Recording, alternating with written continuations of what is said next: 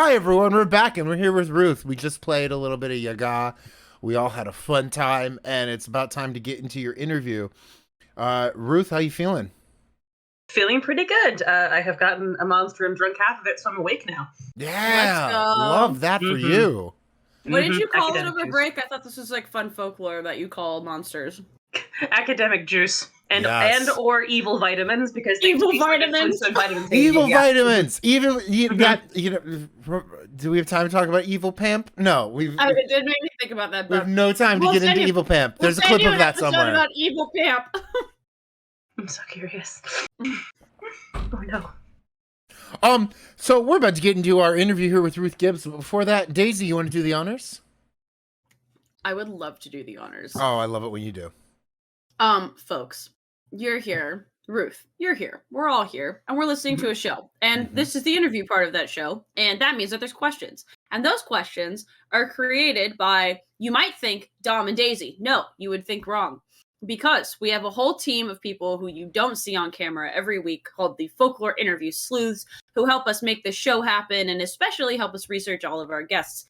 As everyone in the chat knows, they are, I don't know, intelligent and specific and turn my dream brain into actual human speech. That is a specific thing they do. I'm trying to come up with more specific things. They are very, oh my gosh, I'm getting too in my head about like different things I could call them, and I just keep coming back to beautiful. So they're beautiful, and they do all these very specific things that are very cool. Creative, yes, sometimes. Admirable is good. With a very specific set of honed skills into their craft that is sleuthing. For Okay, our Liam show. Neeson. I'm going on and on about this. So really what I want to say is that if you hear a question, Ruth, or the audience that you like, you thought was funny, you think was a really good question, don't thank us, me and Dom, thank the interview sleuths. Absolutely. Thank you, Daisy. And I was about to say with that, let's get into this interview, but I'm going to ask if Daisy doesn't. Do you have a mushroom poster? Do you have a mushroom poster? Is that what that is behind you? No, but mushroom tapestry.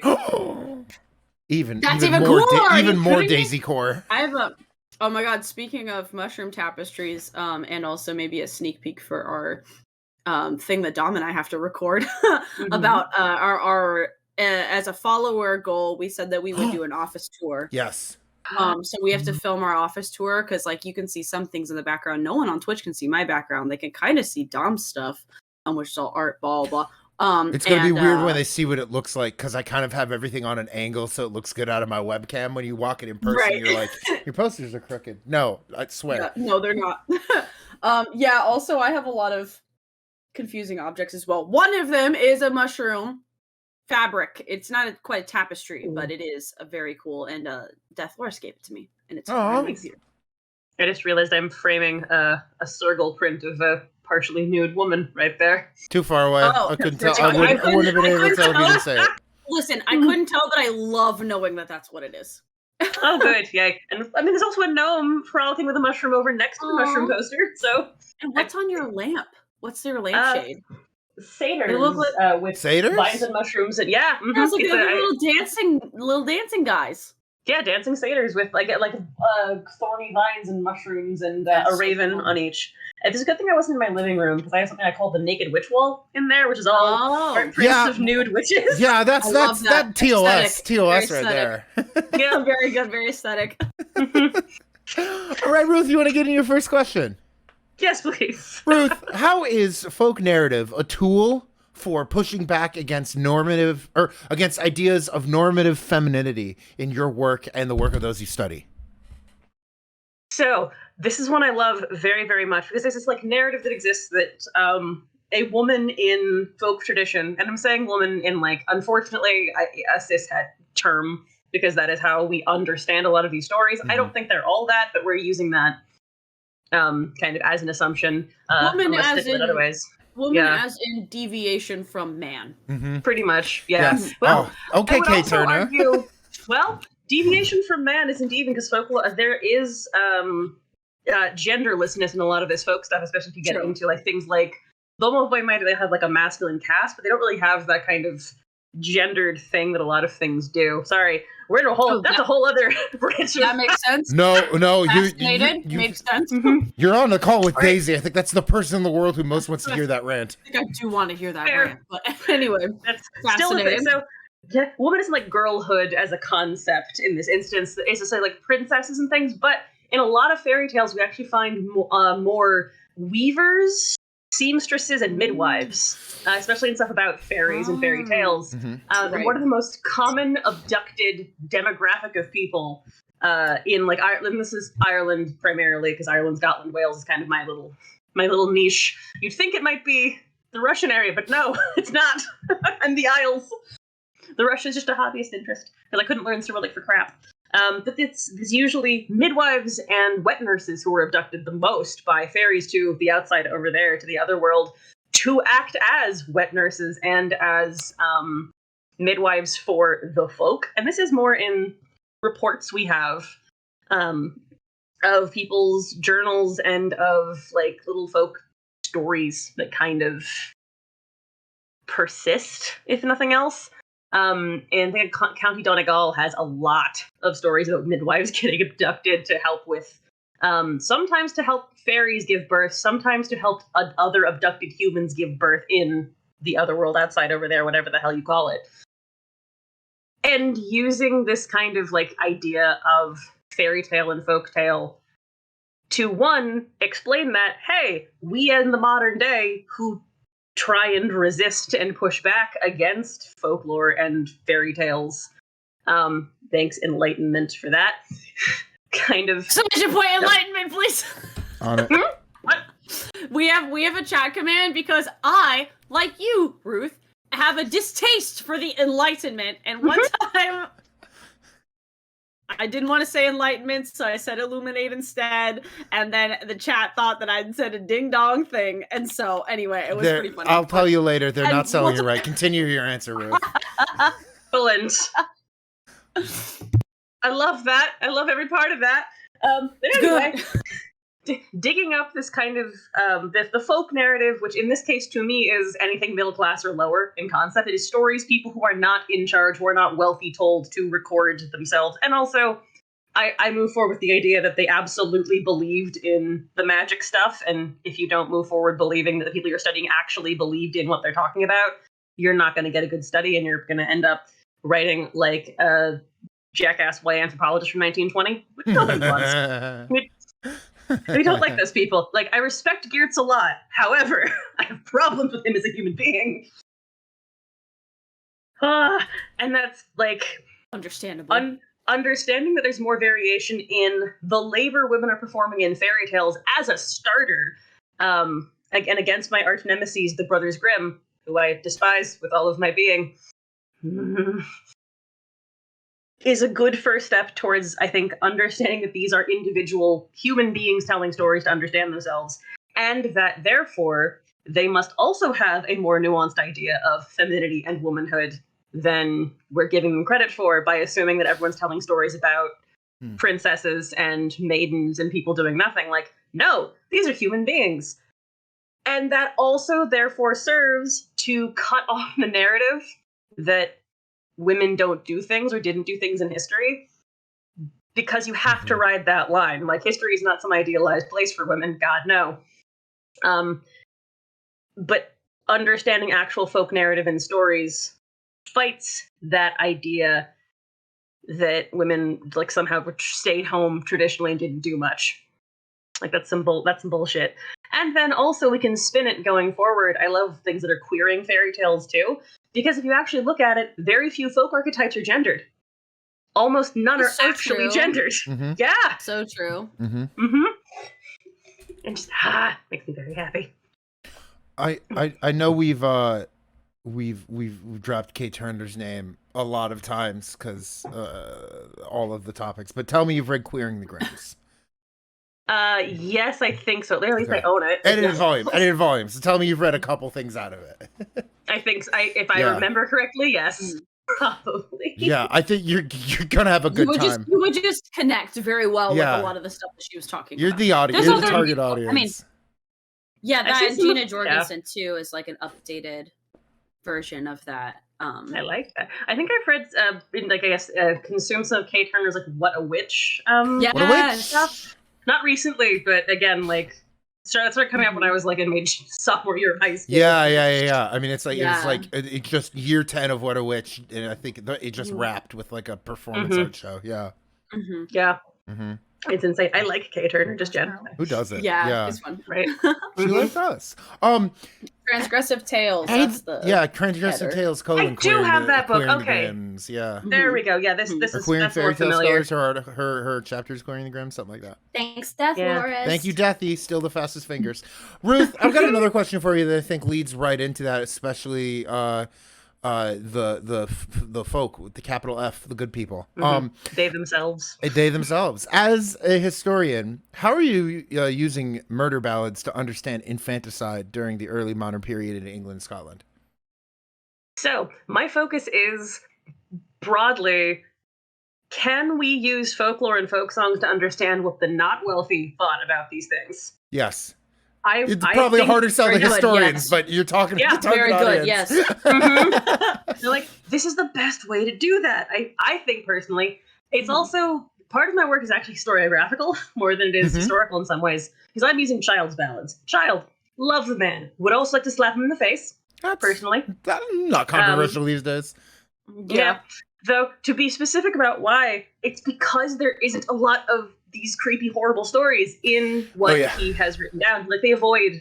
He's weird in that he wrote them down and actually acknowledged that there were some creepy murder stories. And if you look at Germany, contemporaneous too, they kept their murder ballads. We have a lot of German murder ballads. There's at least one that I'm looking at. Oh, God, I can't remember the name of it. That's always good for your research, right? When you can't remember the name of your goddamn stuff.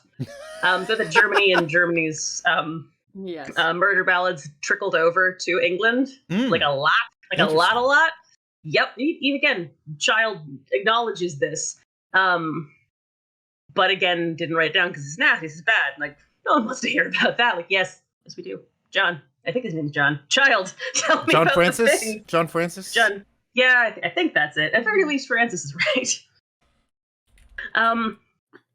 And in this case, like that's what I'm using these things Francis James. for. Francis James. Francis James. There we go. Francis. I knew there was a Francis. Yes. Not Francis. Yeah, that's what me and Deadpool have in common. We know Francis is somewhere. Anyway. I love that. But back to the actual question, which I'm pretty sure I'm remembering correctly.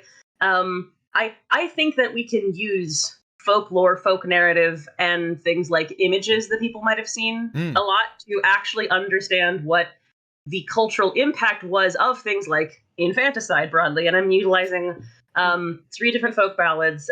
One of them is called The Maid and the Palmer, more colloquially, about a woman who goes to a well.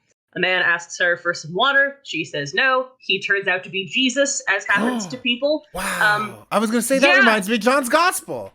Oh my God. I don't know if in John's Gospel it turns out the ladies had 13 babies dropped in the well by 13 different fathers. Don't think that was a detail the evangelist John included. Okay. Nope. But Jesus says, well, you had 13 babies and dropped them down this well specifically, which don't draw water from that well. Oh my God. There's so many baby corpses down there. Yeah. Awful stuff. And like you've 13 different fathers who don't know you did this and you're gonna go to hell kind of situation. I've also got The Cruel Mother, which is one of my personal favorites. For a lady in York specifically is how the story goes. There was a lady who lived in York who falls in love with someone who works for her father, gets pregnant, goes to the Greenwood side, which is where all this stuff always happens, has 2 babies, and then kills them with a reaping knife. And then just goes home and sees their ghosts playing ball who say, hey mom, you're going to hell. It's a weird thing. But that these are all about common people is interesting. And like it's a different idea and a different concept than things like abortion in the period, because abortion was pretty common if we can look at medical texts. But if we use this specifically and like laws in Scotland, there's a law called Anent the Murdering of Children, which is a law against women who who people think have gotten pregnant. And if you can't present the stillborn baby and prove you had the baby plus 2 witnesses, or if your kid goes missing, you committed infanticide, you're going to die. We don't have a lot of information or a lot of proof this happened all that often. so why the laws, and like what did the people who were affected by these laws think about it? And they also apparently thought infanticide was actually a huge problem. If you look at the stories. Oh my gosh. Mm-hmm. Chad, if you're paying attention, that's the good old hermeneutic of suspicion. Yay! Yay! Mm-hmm. It's also weird that the mothers were the ones blamed in the stories, though, because if you look at the actual like legal precedent and some other like cultural hallmarks, like the oldest hospital in Europe is actually in Rome, and it has on one of the main hospital walls a kind of a visual depiction of one of the popes who was involved in the making of the hospital. And it's this big, beautiful mural of people murdering lots of babies and throwing them in a river, where the Pope sees. Wow. And then makes these things called baby boxes that you can find in certain parts of Rome and other parts of Europe eventually, where you put babies you don't want so the church can have them. Oh, okay. But it's the midwife doing the murder. Ooh. Midwives are the ones who, in actual like legal precedent in battle, and even in a lot of folk stories, midwives are the ones who are trying to steal and murder babies, which I think is anti-Jewish sentiment, because you know who are the most popular group to be your midwives? I'm going to say it's Jewish Jews. people in Europe. Fascinating. A lot of why we were chosen there is because we kind of have washed our hands since the Second Temple period and have a lot of religious mandates that say you have to wash your hands after you wake up, before you go to bed, every time you use the bathroom, whenever you touch sweaty skin or blood. Right. Yep. There's also Yeah, a prayer true. you have to say, which is, hey, the prayer we have to say when washing our hands in specifically cool, clear, unused water is about as long as saying happy birthday twice. Damn! So, like, or the chorus of Mr. Brightside. Yeah. Yeah. Like, y'all are like hip to germs. The prayer was just Yep. Mr. Brightside. Just, Oh know. my gosh. We were fine with washing our hands already, which is also why the plague didn't affect us as badly. Exactly. Yeah. Yeah, we wash our damn hands. Like mikveh, mandatory bathing about once every month is a whole thing. Again, has to be in clear, clean, running water that has never been used for anything else. Damn, look at y'all ahead of the curve. Yeah, and then people accuse you of witchcraft and you die. That's the problem. Well, I'm not happy about that. But I'm kind of utilizing that to pull all these things together and using the framing of the folk songs to make a historiographical case for, one, historians really trying not to talk about the actual effects of these thought processes and of folk lore and folk thought folk belief on the people. Yes. I know. I'm a historian and a folklorist. God, historians would be so mad. I don't know if this is the sleuths like being like 10 out of 10 today, or Ruth, you just being a genius and setting yourself up perfectly for the next question we're about to ask every time. So I guess the next question is, what's everyone missing about folk horror films and the inherent fascism rooted within them? Yeah, you really set yourself up for these. So we did my thesis. Now we're doing the presentation I did at the Western Conference for British Studies. All right, good. Don't explain the mysterious processes of where the sleuths look. Very mysterious. In fairness, I don't post much about any of these things, so it's actually impressive they dug through to get this. Because without access to my old Tumblr, I always say never use his power for evil. Yeah, we do always say never use his power for evil, and we did also say like you don't post a ton like on Twitter and stuff, but we were able to find things. If they found my old Twitter's on Wayback, my old Tumblr's on Wayback Machine. It's also possible someone followed me at one point. Like we did not find your Wayback Machine Tumblr. I will tell you that. But now that you've mentioned that you have, I don't know. Any number of the sleuths could be on the search as we speak. The URL was The Horned Witch. The current one is The Story Witch. It's fine. Oh my god. I don't care. Sleuths. Just old bad poetry. It's fine. But we love that. on the thing, back to the fascism. So the thing I actually presented on were the big three of folk horror movies. Like, I don't know if anyone's familiar with the big three. Probably, maybe. Which are they? I'll tell the audience anyway, just in case. It is Blood on Satan's Claw, The Wicker Man, the first one, not the other one from 2000s, and Witchfinder General, also called The White Worm. There's some frickin' movies. And in all of them, I have found that they're all made between like 1967 and 1972, if I remember correctly for the dates. All of them include white cishet dude in figure of authority as the person who is being harmed. Somebody kind of queer and weird as the villain, as someone who's doing a murder, doing a scary. And a lot of themes of folk praxis are bad and evil unless they fit into the ideals of white supremacy, specifically skinhead fascism that was popular in England at the time. Mm-hmm. It's very nationalistic in its fundament, because just, you know, England good is a huge point in all of these Witchfinder Generals, but an actual human dude who existed. It's not a good version of that. It's very twisted. But I will say it's a very fun movie to watch. It's also got no magic in it. It's the only one of these three movies with zero magic at all. But it's about the Roundhead Rebellion, and it frames pro-monarchists as the best people ever. And the Roundhead Rebellion, yeah. Stannis Baratheon, love it. Yeah. Oh my god. It's the whole thing. And that one is literally taking actual English history. We have the Witchfinder General's own books. We know who he was. He fully believed witches were real and that what he was doing was accurate and true. In this movie, adapted from a book of the same name, he doesn't. He's using this to get power. He's being a jackass. And it's taking that out of context on purpose to frame the state and the monarchy as good. Weird deviations who act kind of fruity as bad. And the most put-upon class of all, preacher's daughters. Yep. Feel bad for this infantilized white blonde woman, everybody. Yes. And that's no magic in that one, but good folk horror. And then we move to Blood on Satan's Claw, which has actual blood libel in it. Wow. You don't actually, they don't ever blame the Jews, to their credit. But, you know, a demon possesses all the children of the village and makes the hot white blonde girls seduce people with sex to literally grow the flesh of a demon on the children to cut it off. Oh boy. A pound of flesh, if you will. Oh boy. Yep. I think that phrase is used in the film. Wow. Yep. And like, oh, my brain's doing great. The Wicker Man does a lot of that too, of separation is bad, Scotland is secretly evil. Any other religion than the state religion, than good old-fashioned Protestantism and or Catholicism is from hell and evil.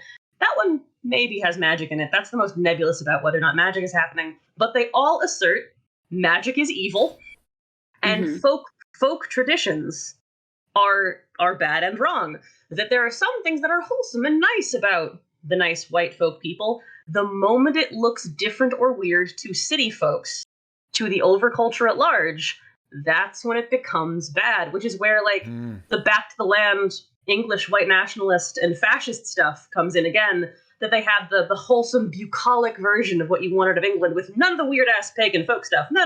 Ignore that. Pretend that didn't happen. That's evil. That's bad. Fun stuff. So came up in the gameplay. I have two quick follow-ups. Can I say a comment before you do that, Daisy? Sure. Just because it is an actual quote that came up in the sleuthing meeting. Ooh. One can argue that Vincent Price in the Witchfinder General is by representation. We said that the other day. I'm just gonna shoot that out there. Yeah.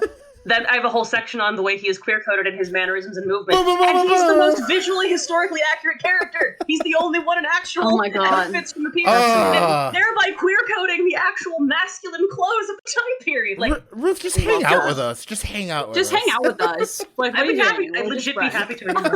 Okay. Daisy, follow-ups, go. Okay, I have like two follow-ups. One is, are these all, like, when you're looking at like what white supremacy means, you're looking at this from like a European context primarily, like in like the UK? Okay, I was just wondering, because I'm like interested in some of these like little tangled definitions because of some of the work that I do. And I was also curious if you see any difference between these horror films as actively white supremacist or just like blanket racist. Like, I think there are movies that exist that don't promote an agenda other than they confirm the racist agenda of the kind of like semi-conscious power structure that exists in making film. Does this make sense? Like, should I say this a different way? Dom is looking, think it does, making faces. No. I think, like, part of me I think I know the answer, but I'll let Ruth tell you. Yep. Okay, I can also part of me I can rephrase the question if you'd like. Yeah, rephrase it for Daisy. Cool. Dream Brain Daisy. That is all they want, is just for someone to reframe the question for them. It back to me. Can do. My ADHD brain likes that too. The question being, is there a difference between are the movies promoting white supremacy themselves on purpose, or are they a reflection of actual racist praxis and belief in the culture they're from?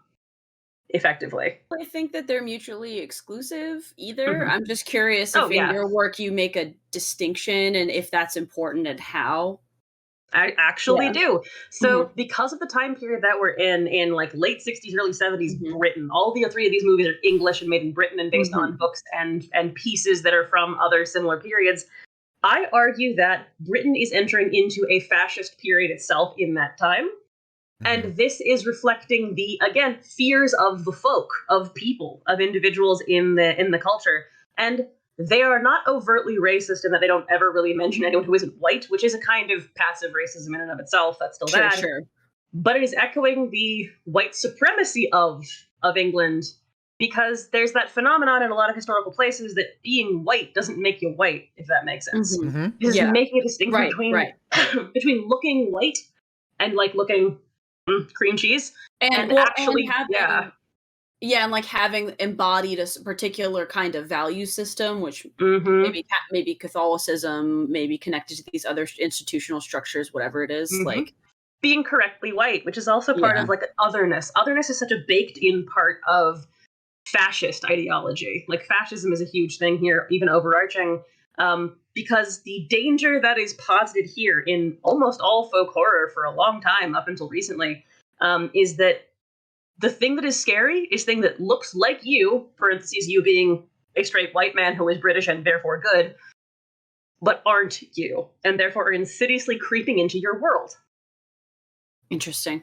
That's the problem, which is also where a lot of anti-Jewish stuff comes from, that we're dangerous because we look white. And that's a problem. Right. Yeah, you've infiltrated. Yep. The narrative of like, the racist narratives of contagiousness and infiltration and sneakiness and conspiratorial thinking, as Andrea Kidda puts it, right? She's the one who says conspiratorial thinking, right, Dom? Yes, she does in her book. So Death Loris was it. As opposed to like, this is or is not a conspiracy theory. She puts it in a framework of that is her. Thinking. That's what I'm trying to say. Yes. Where I think that in a similar way of like using these kinds of like archetypes and then putting them into like, it allows you to be thinking in the structures that are then promoting that, as opposed to like separating it out like this is or isn't racist. But if you're thinking in these kinds of ways, it's not is or isn't, it's you are lending yourself an opportunity to. That's so interesting. Get into it. I have more questions for you, but I think they will be more relevant later on. Especially because you once again set yourself up perfectly for this next one. All right. I think so too. Yeah. Okay. Ruth, we're at the tail end of 2022 here when we're doing this interview. And you know, we've talked a lot pop culturally about goblins and goblin core, and a lot of folklorists recently have been asked to get their opinion for the further context on the role that this subculture plays in communities. As a queer Jewish D&D playing historian, where do you come down on goblin core? There's definitely some good and some bad, and that is a lot of the problem. I draw the line at please don't use nose prosthetics. Yes. Please. And if you're going to... point. Yeah. This is a good point. The blatantest of them. But so I use goblins in my stories and in D&D, but what I've done is, and the thing I would encourage everybody else to do if you feel like you actually really need to take it and use it and get it, change it fundamentally, is my goblins are largely polyamorous, matriarchal Jewish analogs. Straight up. But they're positive. Like, they live in kind of a communal hive, effectively. Your goblins and they're fundamentally matrilineal. They're very dope. fun. And like mine have an inherent connection to like gnomes and gnomish culture where gnomes pop up. Like, it's a whole thing. I think my problem tends to be when people unquestioningly use the stereotype version of that. And there's other creatures and animals people could be using. Goblin core gets funky, generally, because what is it actually promoting? I can understand if you're using it for like the virility and the kind of like id fundamentally of the self. Mm-hmm. I love that. I love that as an idea. When it gets into the shiny hoarding weirdness, that's when like, step back, maybe Corvid Core, Crow Core, something like that. Mm-hmm. Yeah. Because there's all weird little things that enforce the strangeness. There's actually an artist like called Pockets with like 3 S's at the end who has wonderful goblin characters who are very like thievy and steely and weird, but they're not Jewish stereotypes. They're horrible little children. Love That it. is interesting too, yeah. I will Yeah. type out what. Yeah. Mhm. Pockets. So make sure everyone, if you're gonna go Goblin Core, make sure you're leaning into being a little dude consumed by the id, and Yes. nothing historically Yeah. anti-Semitic. Yeah. Mm-hmm. There's Yeah, 'cause this very good. Everyone can there. everyone can give into the id every now and then. Exactly. And just, give into your. There's a good quote, like a comic that Pockets has that sums this up really well for me, I think. A witch is giving 2 goblins food and saying, my mom used to tell me stories about you. And they said you'd crawl into my bedroom and steal my clothes at night if I didn't put them away. That's fun. And the goblins look up at her and goes, she was right. We do that. Where do you think we get our little outfits? Aw. Aw. That's cute. Yeah. It's very good. She also has a lot of lesbian harpies, but that's neither here nor there. I mean, it only adds to the context. It only adds for us here. Just gotta make them little dudes, and you give them a culture if you're using them in fiction. Don't just use them as little horrible guys. Right. The thing Yeah. there too. Yeah. Yeah, I think you're also making a really good point about like the use of stereotype versus like something with depth and purpose. Like like what are you actually trying to communicate? And I think some people stop short at stereotype because they might not have thought that deeply about like who they are, what their relationship to this identity is. Because like I've heard people when you're like, what makes you a goblin, they'll say something akin to like maximalism or like Love maximalism. Which we love. Oh, yeah. That's my or, shit. Which is like an unapologetic purchasing of objects that make me happy. Oh, and I it's was kind gonna of say Daisy and I boredom or listen to something, or- hyperpop before the show almost all the time. Nice. Yeah, we're Right, maximalists or- over here. or like I'm depressed. Let me have my room that's that's Full of dirty stuff. or full of stuff or I'm just whatever. picturing Let me have Viserys's fucking scale model of Valyria, Daisy. But this is also like this is also like what you were saying exactly with that kind of like id expression of the like let me be in a rebellious way Yes. against what dominant culture says means cleanliness, means whiteness, means able-bodiedness, means whatever. And I feel like that's getting pinned to goblin, but like is not. They're missing Not getting examined. Yeah, it's like that connection is like really close, but not quite right in terms of the history piece of it. And that's what you, as a historian and a folklorist, make happen. So yeah, that was really clear in your answer to me. And ironically, the two examples you just gave me are ones I would go, yeah, maybe find something like, because like, right, yeah, Jews are associated with being dirty and stealing things. Like when I say what makes me a goblin, I say bite. Bite makes me goblin. Bite? Want to bite my girlfriend's arm. Bite. Yeah. Right. And like I think those could be better served by different Corvid Core makes a lot of sense. Like crows collect objects. Yeah. Shiny or not. Different. Crows are also burdened by memories. Give me things. Yes, burdened by memory. Yeah. Right. But in the same way that like Sorry, Bella Bug just commented so many teeth marks.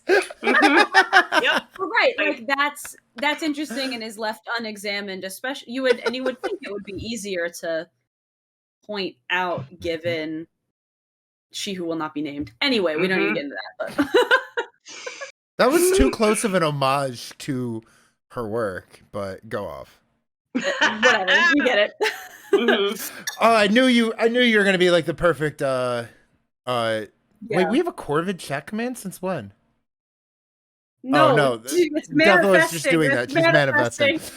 Ruth, I knew you'd be the perfect person to ask about goblins. Thanks to your specific life experience and academic interests. That being said, you ready to lightning round some funsy questions? Yes, let's do it. All right. Speaking of, what's your favorite character, class, etc., that you developed in D&D? Ooh, Ooh, if we're going with I developed, I'm working on a witch glass currently. Ooh, okay. Love that. Like perpetually working on a witchcraft. And if otherwise, I like to play rangers, especially ones that have weird shape-shifting pets. I have one that has like a pact of the dragon that has her pact. She's a drow and it's turning into a spider, a horrible spider dragon. Ooh, okay. Yeah. Love Spider Dragon. Love that shit. That's cool. Ruth, what's the murder ballad you could convincingly put on at a party? Absolutely, probably a version of The Cruel Mother, because there's some really upbeat versions of that song. Nice. Yeah, a lot of the drum beats. Great. You could dance to that. Post that in the music at the musicology section on Discord, and it'll be the new bop. Yay. I will be doing that. All right, Ruth, can you pitch us in the chat one more round of Witcher 3 DLC if you had your way? Yorvith. I would absolutely cram Yorvith into that thing, because goddammit, he is my favorite character. I have a quote from him on my freaking jug. Which says? I love him. It says, "No one will grant us our freedom. We must win it for ourselves." I have written 400,000 words of him and Geralt being husbands. Yo! We need to make it happen. Make it happen. His deals, his quest, Roche got in. His quest was effectively already done and ready to go in the game. They cut it for unknown reasons. Damn, I didn't know that. You can find the assets for it. Oh my god. Wow. That makes it worse. That makes it so much worse. Ruth, what's the cringiest thing you've seen on Witch Talk? Oh my god. Any and all uses of Kabbalah. Oh no. Like, stop touching our stuff, please. Like, no. Yeah, that and just most stuff about what's the word I'm looking for? Chakra. Like fundamental understanding of how chakras work. Yeah. Like y'all aren't into. Stop. Cease. Yeah. Y'all aren't even Naruto, yeah. Yeah. Right. And last one, if you wrote a North Texas folk horror movie, what's the plot? It would probably be very common. Oof, I've effectively played this in a game of East Texas University, which is a fun tabletop game. Ooh. I would probably write it set in my hometown of Huntsville, which is terrible and awful, about a bunch of prison guards getting hunted down slowly by the bodies of the unknown prisoners in mass graves there. Wow. I'm going to regret asking for this, but what is that, like a real thing? What's that about? Which part of that? The mass grave of well, in that case, in fairness, the mass grave is actually black tuberculosis victims during the slavery period. Okay. Could have guessed. It's worse. There's also a prisoner cemetery, which at least the graves are marked, mostly. That is, if no one claims the body of someone executed in the state of Texas, they go in that cemetery. Holy shit! Oh yeah. Oh, Texas is trash. That is gross. I did not know that. Thanks for making Florida look humane. Honestly, I thought they were just all like cremated and sent to the wind. Nope, there is Apparently a not. place you can visit it. Okay, hey, I've actually seen a ghost at the Walls unit, which is where the death. That's where old Sparky, the name of our The fucking- old Sparky. Oh. Holy shit! That's us. That's where old Sparky used to be. It's now in the Texas Prison Museum down the road from the Veterans Memorial Museum. Wow.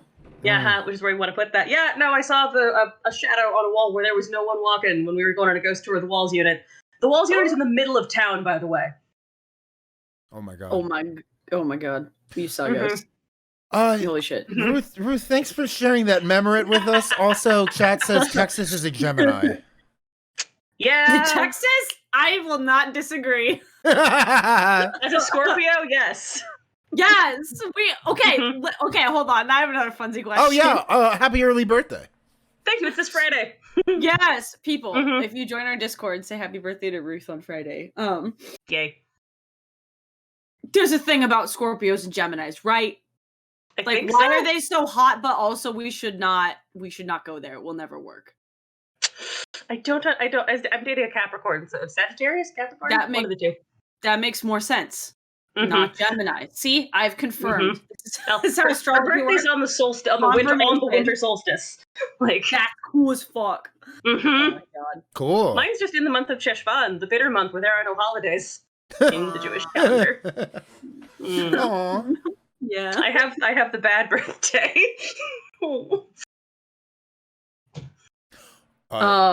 Daisy, you want to do the honors on this last part? I certainly do. Oh, I love when you say certainly. Somebody should clip that. I certainly do. certainly do. Sometimes I do Certainly. say it a little bit like a A Looney little Tune. bit like Harley Quinn. Yeah. A little bit. Ruth, we've reached the end of our questions. Thank you so much for all of your brilliant answers. We have one final thing to do with you, which is to make a tier list. Have you ever made a tier list before? I have not, but I'm enthused immediately, and I know already one movie that I was going to suggest to people that I just because of we're doing this. It's called V. If anyone VIY from 1957. This came up in a previous tier list. Last time we played Yaga, that came up on the tier list. Last time we played Yaga. Yeah, last time we played Yaga, that came up on a tier list, and it was she taught a class at the University of Kentucky. Jean Marie Rohir Willoughby taught a class called Vampires: The Evolution of a Sexy Monster, and it was all the movies that were on that syllabus, and that was one of them. V's. Let's do S tier with V. I love that one. It's also probably the best showcase of why Russian Orthodox aesthetics of painted churches is better than Catholic stained glass windows. I love this. I mean, we can just jump right in. We don't have that on here, but I can you'll see what we do for late editions. Yes, yeah, we'll add something there at the end for you, because we usually ask what would you put on if you didn't, and you've already jumped to that here. For those who don't know, tier list is something that we use to rank everyday objects at the end of our interview. We love ranking things in everyday life because we're folklorists and it's fun, and so we designed this for you specifically. So that's the quick and dirty version of what we're doing, since you already get the picture. I'm so excited. Yes.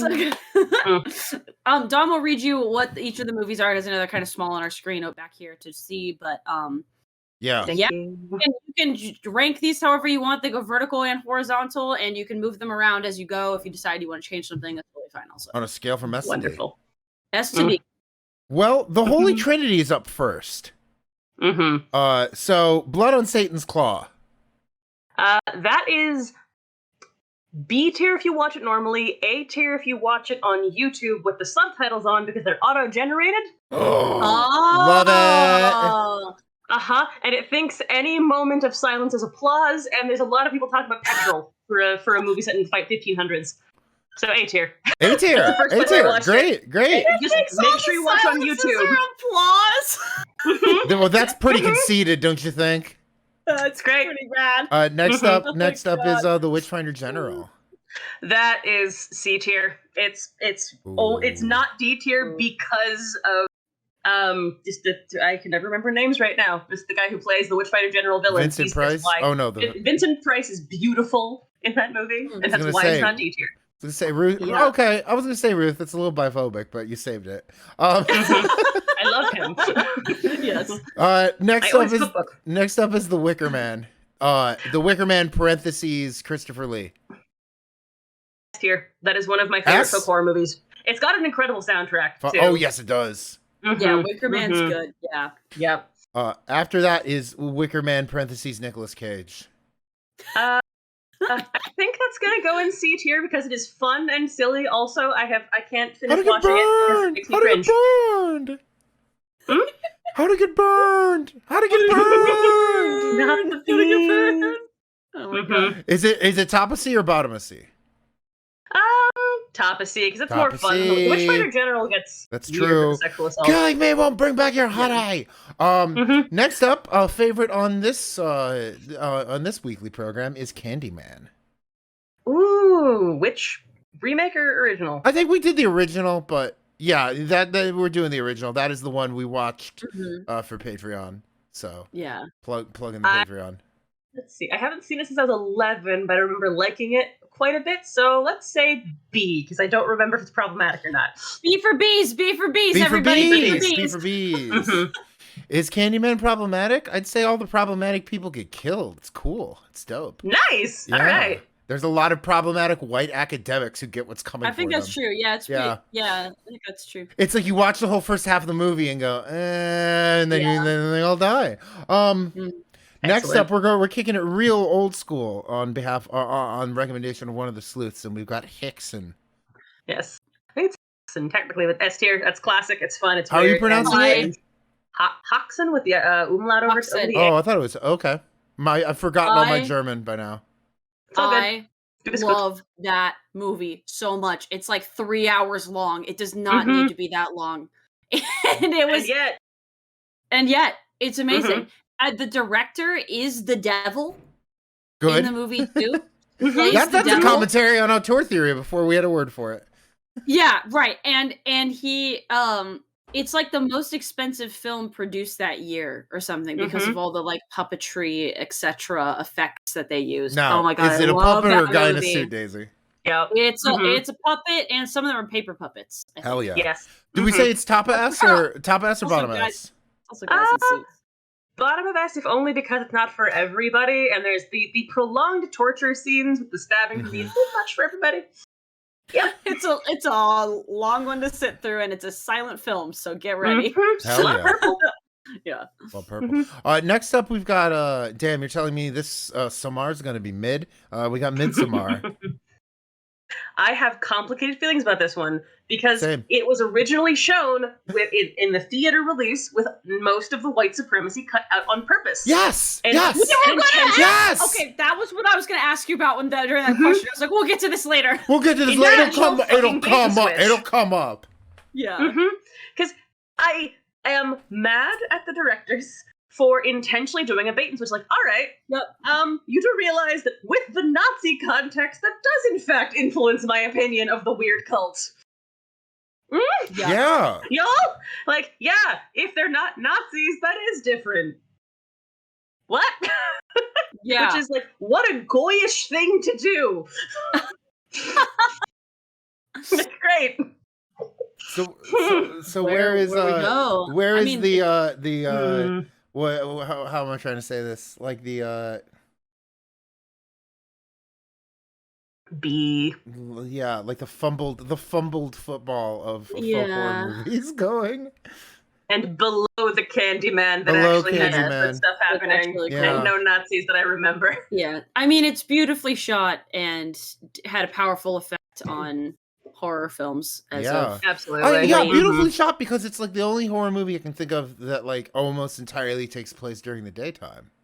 I mean, because that's which is its own Midsummer kind in of the Arctic fascinating Circle. But yeah, it's because it's very you can't. I think one of the scariest things about that movie is how you can't look away. Yeah. Yeah. I think the only one like it that I can think of is The Devils, which is hard to find in its entirety. Oh, okay. Ooh, I will. If you don't, I've seen the cut where the nun masturbates with the femur, which is sure a thing. Yo. Wow. Damn. Yep. Folks, heard it here first. Yeah. Oh my god. All right, we're going. That's kind of the canon folk horror movies. Now we're going crazy to see where you go. Well, the last one kind of canonical. So we got The Witch, the Vivitch. Yeah. I'm putting. So that is a personal favorite. It goes in A. I would argue below Blood on Satan's Claw, and it is A because it is very, very good, and it is not quite as accurate as I'd want in terms of the witch stuff. Okay. And I think could have pulled a bit more from actual North American folklore in the period. Yeah, sure. Yeah. Yeah. Yeah. And I think that just made it creepier. Yeah. We love a good coming of age witch. Yeah. Good for her. Good for her. Next up, we've got Krampus. Ooh.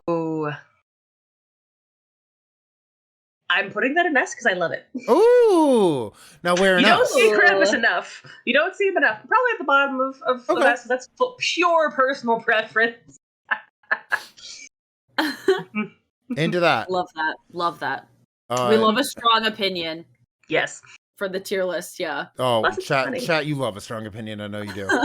The next one is, I think, the only part 6 of a movie franchise on here, but it is The Conjuring, The Curse of La Llorona. Oh!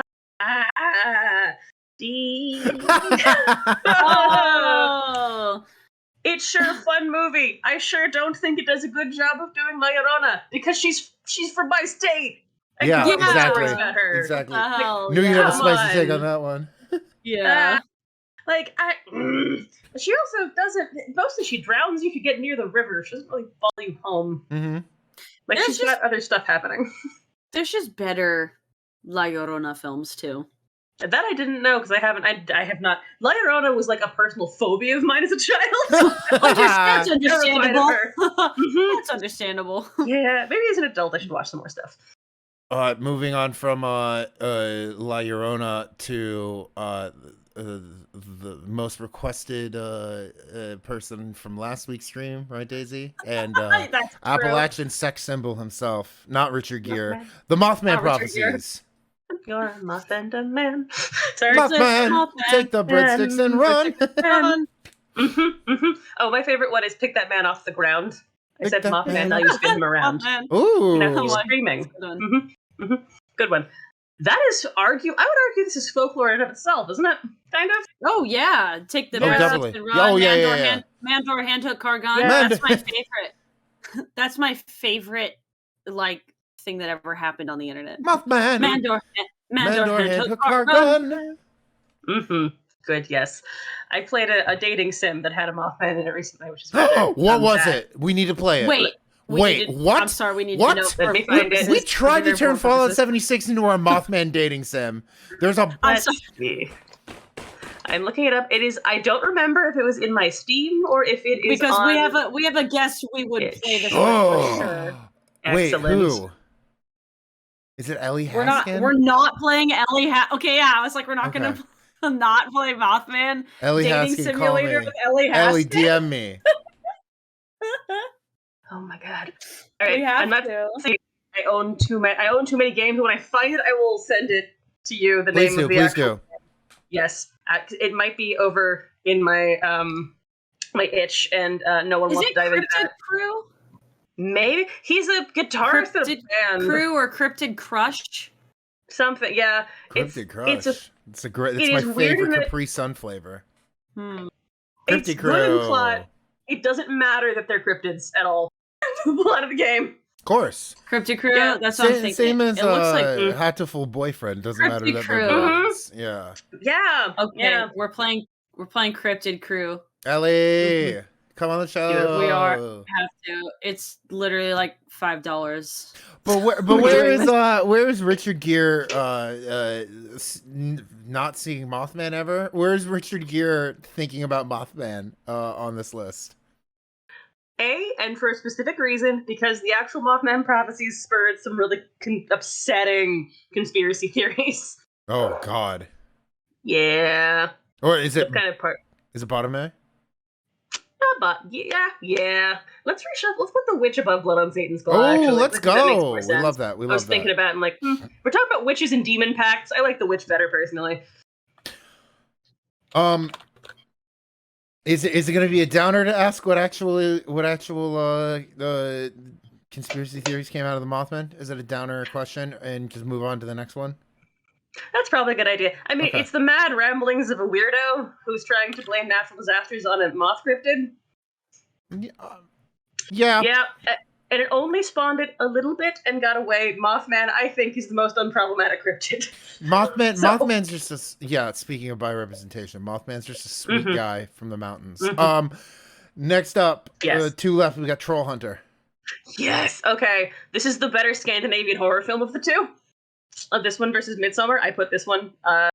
That's bottom of S. Bottom Actually, of S. Above Krampus. Yes, Like, let's actual- fucking go. Look at this top-heavy tier list.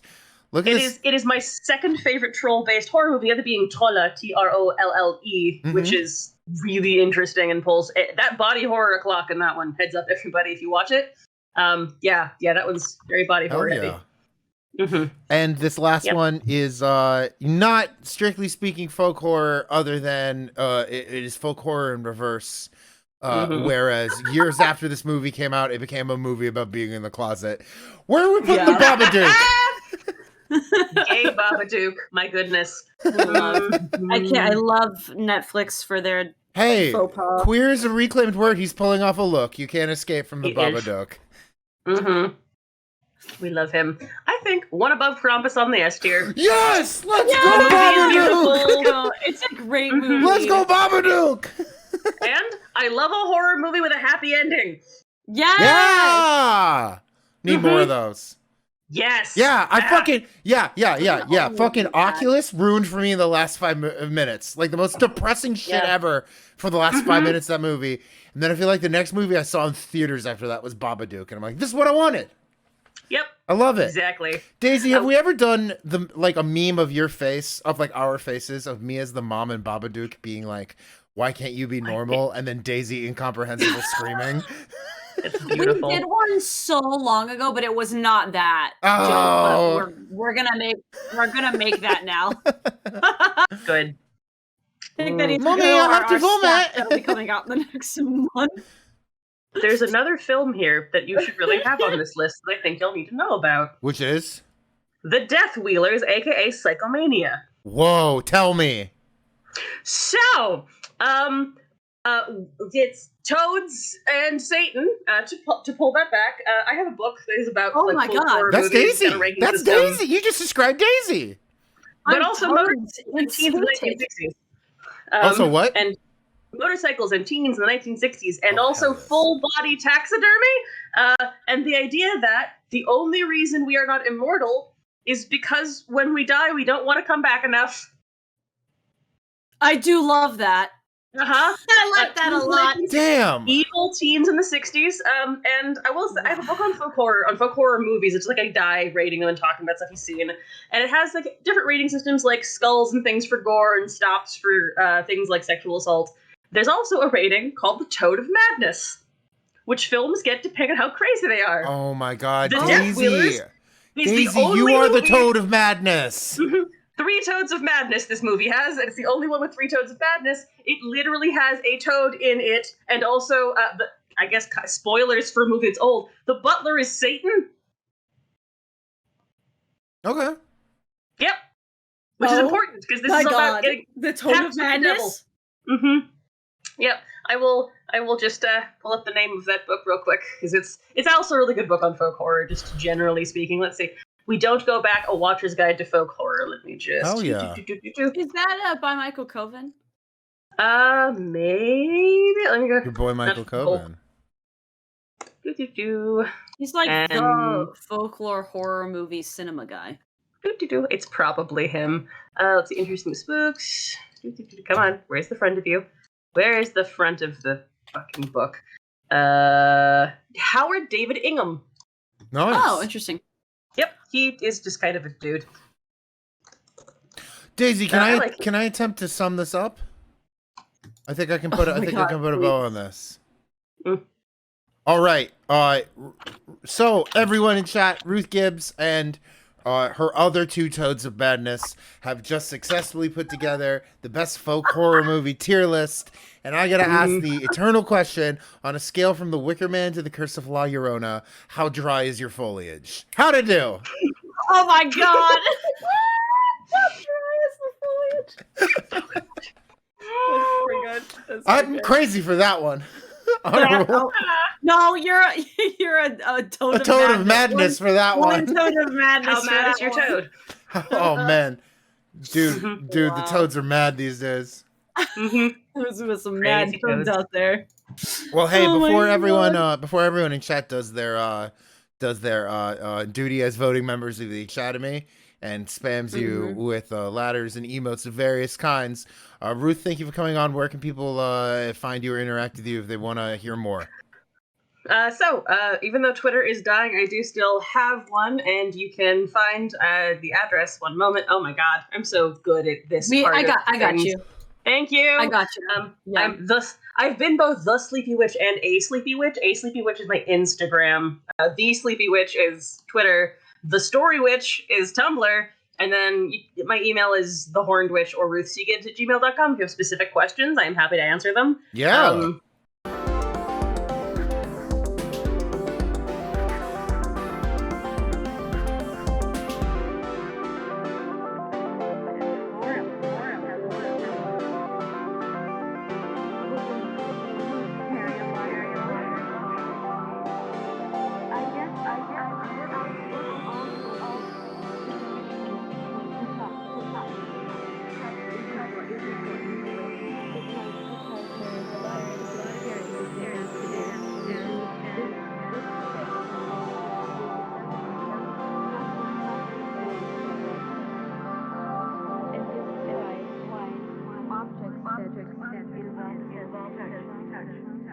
Quilts